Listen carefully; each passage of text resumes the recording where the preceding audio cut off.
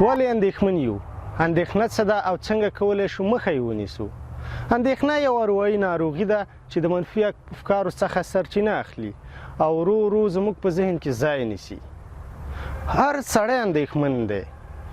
یو تجار یا یو سوداګر د خپلو سوداګریزو توکو لپاره اندېښنه کوي، یو پلار د خپلو بچو یا د اولادونو د راتلونکي لپاره اندېښنه کوي، او همدارنګه یو زده کوونکی یا یو محصل د خپلو راتلونکي لپاره اندېښنه کوي، یعنې د امتحانونو او درسونو لپاره اندېښنه کوي. په دې دنیا کې داسې سړی نشته چې هغه د اندېښنه ونه لري. زموږ دغه ویډیو کلیپ په دې باندې جوړ شوی څنګه کولی شو د اندېښنې پر ځای موږ مثبت فکر وکړو. اندېښنه لکه موږ چې وویلې، اندېښنه د منفي افکارو څخه سرچینه اخلي او دا خپله البته یو منفي فکر دی. نو موږ باید په زوره ځان منفي فکر ته ورنکړو، په زوره خپل ذهن کې منفي افکار ځای نه کړو. د ده په ځای باید موږ هغه پیښې چې په راتلونکي کې پیښېدونکي دي او موږ یې په اړه اندېښنه کوو، د هغه لپاره لارې چارې ولټوو، مثبتې لارې چارې ورته ولټوو، پلان ورته جوړ کړو، په هغه باندې کار وکړو، تر څو دغه اندېښنه چې موږ لرو د راتلونکي پیښو لپاره، د هغه نتیجه موږ ته مثبته راشي.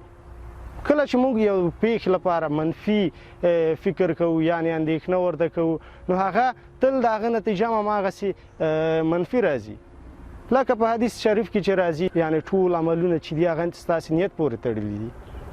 لکه یو ښه مثال د یو ډاکټر او یو عالم ورکولی شو، چې یو څوک وایي پلانکی ډاکټر یا پلانکی عالم چې دی ډېر ښه دم او دوا کوي، یا د دې ډاکټر دوا سره سړی ډېر ژر ښه کېږي. کله چې موږ په دې پوه شو یا دغه خبره واورو، دلته زموږ ذهن کې یو مثبت فکر پیدا کېږي. که چیرې موږ د دغه ډاکټر څخه دوا واخلو، نو انشاءالله موږ ورسره ژر ښه شو. یا که موږ د دغه عالم څخه یو تعویض واخلو، یو دم واخلو، نو موږ ورسره ښه کېږو. دلته موږ ته یو مثبت فکر ذهن کې رالویږي، چې دا مثبت فکر منفي فکر دې ته نه پرېږدي چې هغه د خپل فعالیت شروع کړي. خو که چیرې موږ اندېښنه وکړو او ووایو چې ولا کېدی شي د دې ډاکټر دوا سره ښه نه شم، یا د دغه عالم دم تعویض سره زه ښه نه شم، نو دلته بیا ستا ذهن کې یا زړه کې څه شی پیدا کېږي؟ اندېښنه پیدا کېږي. نو ته بیا هغه سره نشي ښه کېدی. لکه یو بل مثال د زمزم اوبه.